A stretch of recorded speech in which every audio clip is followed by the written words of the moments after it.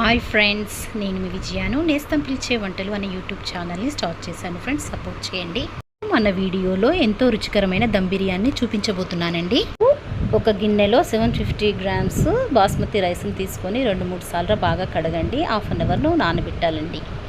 చికెన్లో కలపవలసిన పుదీనా, కొత్తిమీర, పచ్చిమిర్చి, పెరుగు, ఫ్రైడ్ ఆనియన్స్, 2 స్పూన్ల కారం, గరం మసాలా, ఉప్పు, అల్లం వెల్లుల్లి పేస్ట్, ధనియాల పొడి, పసుపు, ఇవన్నీ 1 kg చికెన్లోకి వేసుకొని మంచిగా కలుపుకోవాలి ఫ్రెండ్స్. పెరుగు, కారపొడి మరియు ఉప్పు కూడా వేసి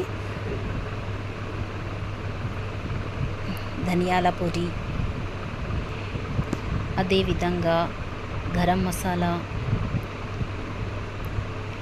ముందుగా మనం పసుపు కూడా వేసుకొని, అలాగే ముందుగా మనము వేయించుకున్న ఉల్లిపాయలు ఉన్నాయి కదా ఫ్రెండ్స్, అవన్నీ కూడా వేసుకొని దానిపైన కొత్తిమీర కూడా వేసుకుంటే బాగుంటుంది ఫ్రెండ్స్. వేసుకున్న తర్వాత అది మంచిగా బాగా కలియబెట్టాలి ఫ్రెండ్స్. మంచిగా కలిసిన తర్వాత, అంతా కలిసిన తర్వాత అది మంచి ఒక హాఫ్ అన్ అవర్ వరకు మనం మ్యారినేట్ చేసుకోవాలి ఫ్రెండ్స్. చేసుకొని హాఫ్ అన్ అవర్ పక్కన పెట్టుకోవాలి ఫ్రెండ్స్. చికెన్ని తీసుకొని ఒక గిన్నెలో వేసి మంచిగా ఉడికించుకోవాలండి. ఉడికిన తర్వాత మంచి స్మెల్ వచ్చేంత వరకు బాగా ఉడికించుకోవాలి. ఇప్పుడు ఒక గిన్నెలో నీళ్ళను తీసుకొని మరగనివ్వాలి. దాల్చిన చెక్క, బిర్యానీ ఆకు, లవంగాలు, సాజీరా వేసి, అలాగే బాస్మతి రైస్ కూడా వేసుకొని నూనె, ఉప్పు తగినంత వేసుకోవాలి. ఉప్పు కూడా ఇప్పుడే చూసుకోవాలి. చూసుకున్న తర్వాత 60% ఉడికించుకున్న తర్వాత,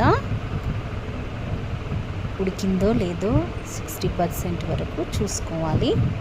ఇప్పుడు మనం ఏదైతే 60% ఉడికించుకున్న బాస్మతి రైస్ని చికెన్లోకి వేసుకోవాలి. వేసుకున్న తర్వాత